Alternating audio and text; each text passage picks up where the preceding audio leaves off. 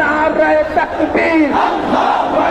হাসিনা গেছে যেই পথে চাপা যাবে সেই পথে। হাসিনা গেছে যেই পথে চাপা যাবে সেই পথে।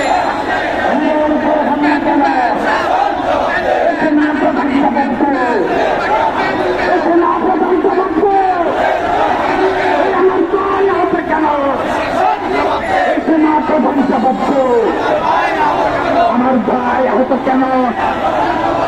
সেনা প্রধান